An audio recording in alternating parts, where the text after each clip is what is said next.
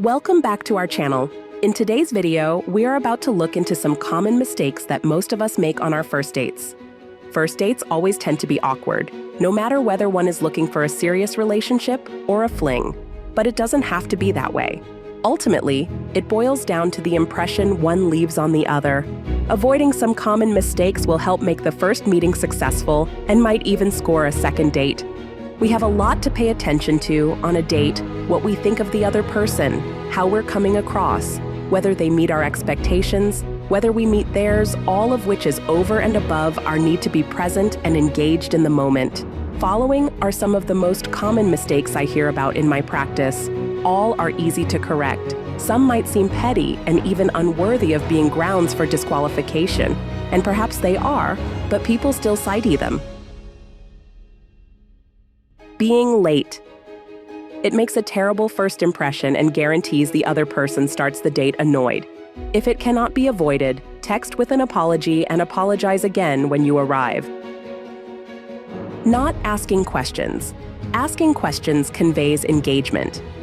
If you do not ask your date questions, they will assume you're not interested in them and will promptly lose interest in you.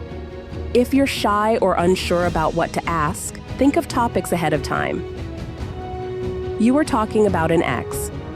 Unless you're asked directly, avoid soliloquies about your ex. It will only make you look like you haven't moved on. If you are asked, say the briefest, nicest thing you can, and subtly and politely try to change the subject. Checking your phone. Checking your phone makes you appear bored or distracted, neither of which appeals to the person you're with. If you must check your phone, apologize, explain why, and do it quickly, or just excuse yourself to the restroom and do it there.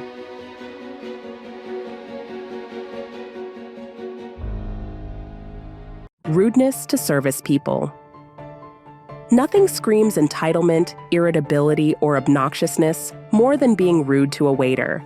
If the waiter is just that bad, tell your date what you find unacceptable about the service and that you plan to say something, but skip it if your date objects or seems uncomfortable. Poor table manners. Most of us know saliva breaks down the food. We don't need to see a demonstration of it. Watch your manners, even if you're drinking.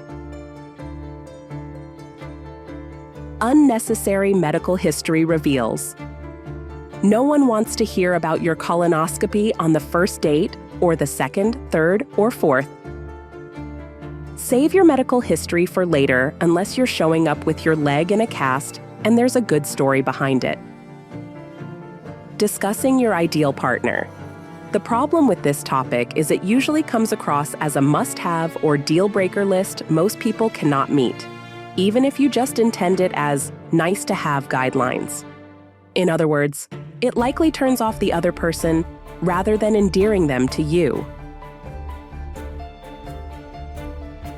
Overindulging. A drink or two is fine, but make sure you stay present and in control.